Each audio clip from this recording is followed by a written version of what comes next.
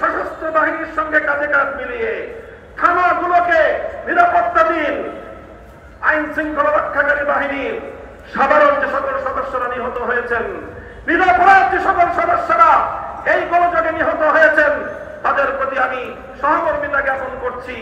সেই সঙ্গে যে সকল দুষ্কৃতিকারী অফিসারদের নির্দেশে এই সরল প্রাণ সাধারণ পুলিশ সদস্যদের জীবন গিয়েছে, এর জন্য তাদের উপযুক্ত বিচার বিভাগীয় তদন্তের মাধ্যমে শাস্তি নিশ্চিত করার উদাত্ত আহ্বান জানাচ্ছি। আমি হেফাজত, আলেম সমাজ ও বিরোধী মতের লোকদের বিরুদ্ধে দায়েরকৃত সকল মিথ্যা মামলা অনতিবিলম্বে প্রত্যাহার করার আমি জোর দাবি জানাচ্ছি। ছাত্র জনতার ফ্যাসিবাদ বিরোধী অভ্যুত্থানের উদ্দেশ্য বানচালের চেষ্টা চলছে, আজও চেষ্টা হয়েছে। আমার ছাত্র জনতাকে আমি ধন্যবাদ জানাই, যারা বিগত সরকারের সবচেয়ে বড় অত্যাচার এবং বৈষম্যের হাতিয়ার বিচার বিভাগকে কলঙ্কিত করবার সেই প্রয়াসকে তারা নস্যাৎ করে দিয়েছে। এই সঙ্গে বলতে চাই, যদি এই গণ অভ্যুত্থানের উদ্দেশ্যকে ব্যক্ত করবার জন্য পাল্টা কোন প্রতিবিপ্লবের চেষ্টা চালানো হয়, ছাত্র জনতার সঙ্গে কাঁধে কাঁধ মিলিয়ে হেফাজতে ইসলামের সকল নেতা কর্মীরা রাজপথে প্রহরা বসাতে হবে।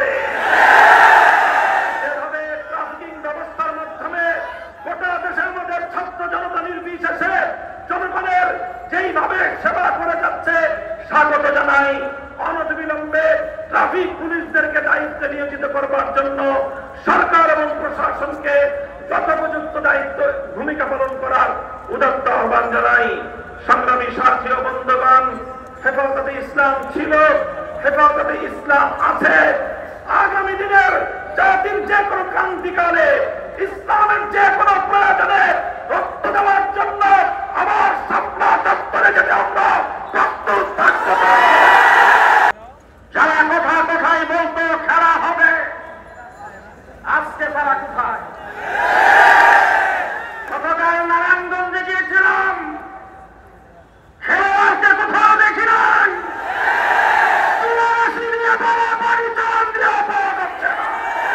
হেফাজত ইসলাম বাংলাদেশ কর্তৃক আয়োজিত আজকের এই সমাবেশের বন্ধুবর সংগ্রামী সভাপতি, মঞ্চ ভবিষ্য কেন্দ্রীয় নেতৃবৃন্দ, সহযোদ্ধাবৃন্দ, সমবেত সাথী ও বন্ধুগণ,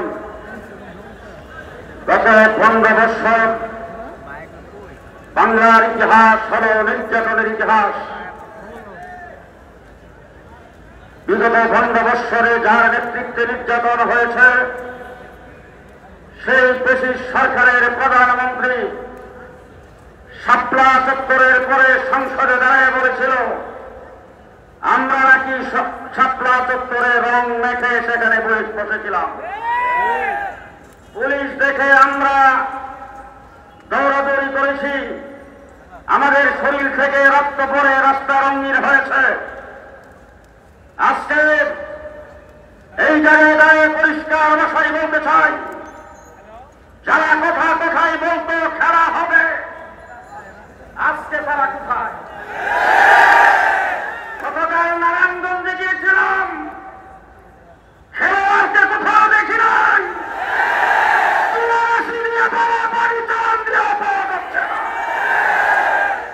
সংগ্রামী সাথী বন্ধুগণ, আইনি অফিসারকে হত্যা করে দেশকে কার্যকর রাষ্ট্রে পরিণত করতে চেয়েছে, রাষ্ট্রে পরিণত করতে চেয়েছে। প্রত্যেকটা অফিসারের হত্যা বিচার প্রকাশ্যে করতে হবে। 2013 সালের শাপলা চত্বরে আর নির্বিচার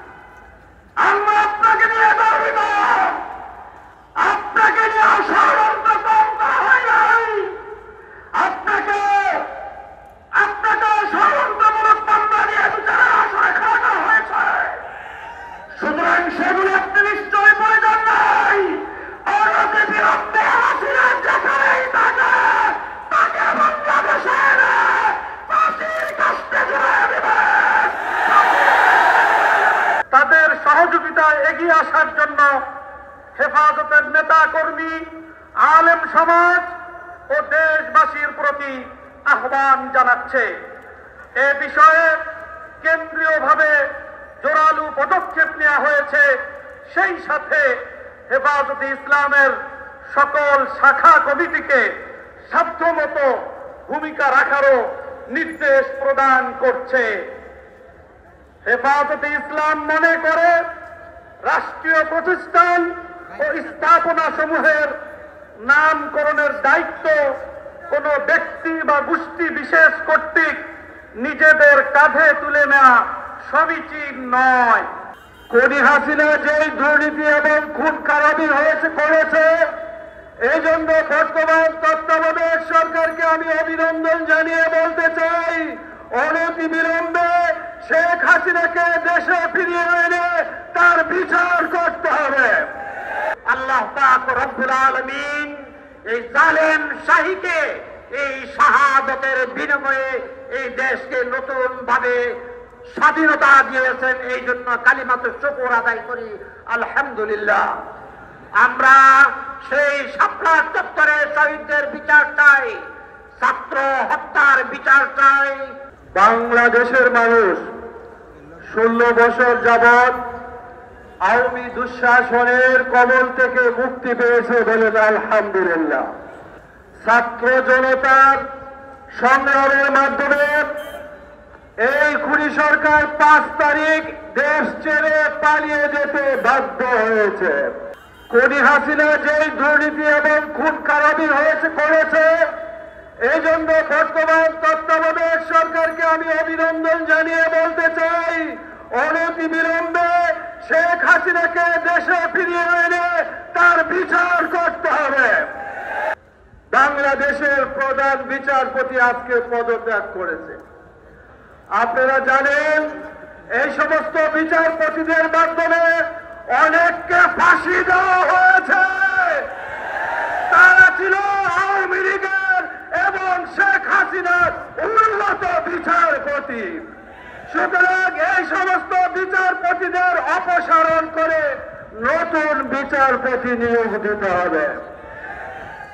যখন 5 তারিখ বাংলাদেশ স্বাধীন হলো, আওয়ামী লীগ নতুন ভাবে নৈরাজ্য সৃষ্টি করে এই স্বাধীনতাকামী মানুষকে কলঙ্কিত করার ব্যস্ত চেষ্টা করা হয়েছে।